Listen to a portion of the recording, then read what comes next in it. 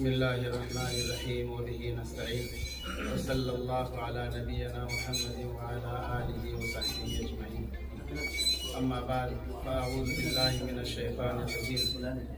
كل نفس ذائقة الموت وإنما توفون أجوركم يوم القيامة فمن زحزح عن النار وأدخل الجنة فقد فاز وما الحياة الدنيا إلا متاع الغرور.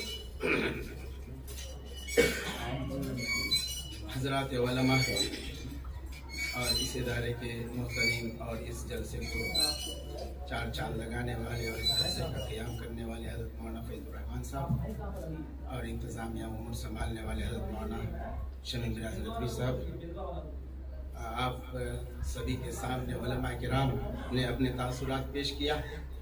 ہم چھوٹے سے طالب علم ہیں اور قد و قامت کے حساب سے بھی چھوٹا اور علم و فضل کے حساب سے بھی چھوٹا. البتہ حضرت مولانا سید سلمان حسنی ندوی رحمۃ اللہ تعالی علیہ کہ بالواسطہ مجھے شاگرد ہونے کا شرف تو حاصل نہیں رہا، تاہم 1990 سے لے کر 2000 تک سعودی عرب کے ان کے اسفار کو ہم نے دیکھا اور میں اللہ کو شاہد بنا کر یہ بول رہا ہوں کہ ان کے مختصر سا سفر ہوتا تھا. چونکہ درسی آدمی تھے، علمی آدمی تھے، تو عرب نوجوانوں کے لیے مؤتمرات اور محاضرات ہوتے تھے ان کے استقبال میں، اور بر صغیر کے خاص کر ہمارے ہندوستان کے علماء اور عوام اور بالخصوص ہمارے دائیں بائیں پڑوسی ملک کے علماء مل کر ان کا جو پروگرام کرتے تھے اس سے بہت زیادہ استفادہ کرنے کا موقع ملا ہے الحمدللہ. اللہ سبحانہ وتعالیٰ نے ان کو بہت ہی علم و فضل سے نوازا تھا. اور پھر ابھی مولانا دل نواز ندوی صاحب کہہ رہے تھے کہ چاپلوس نہیں تھے، تو یہ لفظ بہت چھوٹا سا ہے، لیکن ہم نے سعودی عرب کے زمانے میں زندگی میں یہ بھی دیکھا کہ جب 2000 جو وقت گزر جاتا ہے نا تو حالات خراب ہوتے جاتے ہیں.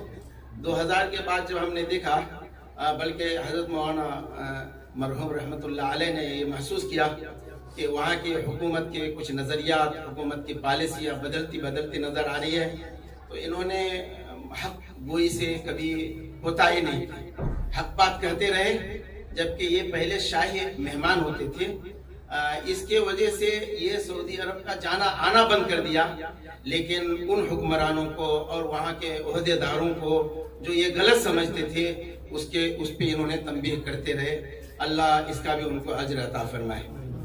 رہی بات کچھ دنوں یعنی 5-7 سال سے جو تھوڑا سا اختلافی باتیں چل رہی تھی، میں اس سلسلے میں طالب علمانہ مطالعے کے مطابق آپ سبھی حضرات کو گزارش کروں گا، نصیحت تو نہیں کر سکتا، گزارش کروں گا، اور اس بات کو آپ پھیلائیں کہ یہ تو ہوتے رہتا ہے، ہمیشہ ہوا ہی، لیکن ہمارا نظریہ کیا ہونا چاہیے.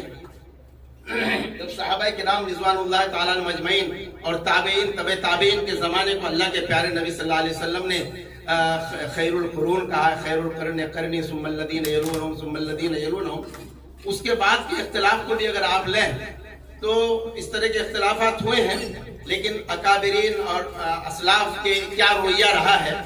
میں مطالعہ کر رہا تھا کہ امام مالک رحمۃ اللہ علیہ نے فرمایا کہ کل یؤخذ من عملہ ویترک من عملہ الا صاحب هذا القبر. کوئی شخص بھی اچھا کام کرتا ہے اور برا کام کرتا ہے تو اچھے کام کو لے لیا جاتا ہے اور برے کام کو چھوڑ دیا جاتا ہے. اچھی باتیں کرتا ہے تو اچھی باتوں کو لینے کا حکم ہے اور بری باتوں کو چھوڑنے کا حکم ہے. امام مالک رحمۃ اللہ علیہ کا قول ہے. اللہ صاحب هذا القبر، اللہ یہ ہے کہ محمد الرسول اللہ صلی اللہ تعالی علیہ وسلم کے قبر کے طرف اشارہ فرماتے اور فرماتے کہ وما ينطق عن الهوى ان هو الا وحی یوحى. یہی وہ شخص ہے جس سے کوئی غلطی سرزد نہیں ہوتی.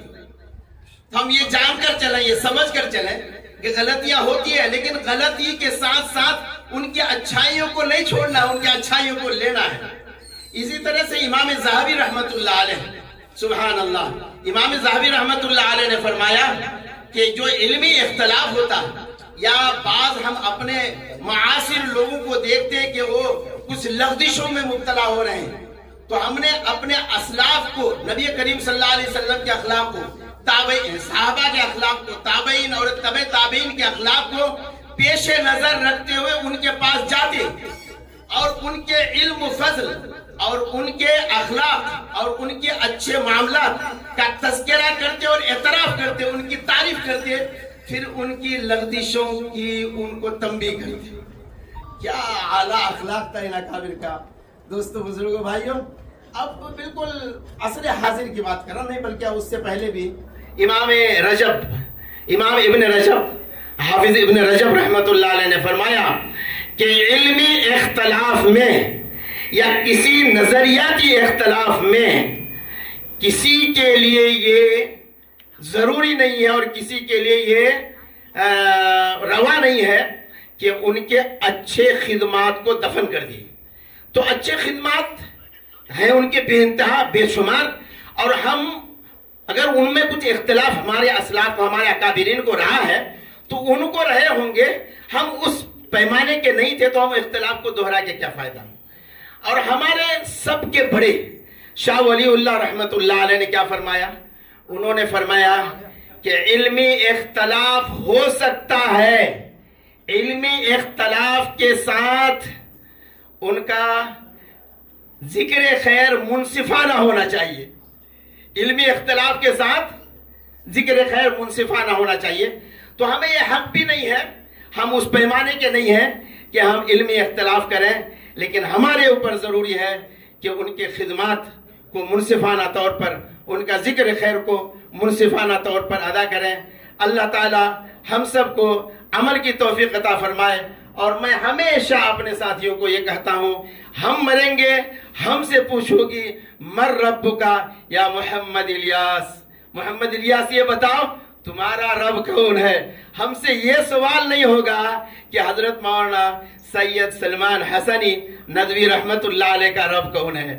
ہم سے جس چیز کا سوال ہوگا اس کی تیاری میں لگ جائے، ہم ان باتوں میں نہ پڑیں، بلکہ اپنے علم کے مطابق اپنے علم کو تازہ کریں اور علم اعمال کو بنانے کی تنہائی میں بھی اور اجتماعی طور پر بھی اللہ تعالی ہم سب کو عمل کی توفیق عطا فرمائے۔ وآخر دعوانا ان الحمد للہ رب العالمین وصلی اللہ علی نبینا محمد وعلی آلہ وصحبہ اجمعین۔ عالم حضرت مولانا سید سلمان حسنی رحمت اللہ علیہ بھی ہیں، ان کے اوپر بھی ہم درود و سلام پڑھتے ہیں، پھر پڑھتے ہیں صلی اللہ تعالی علیہ وعلی آلہ واصحابہ اجمعین برحمتک یا ارحم الراحمین۔ جزاکم اللہ۔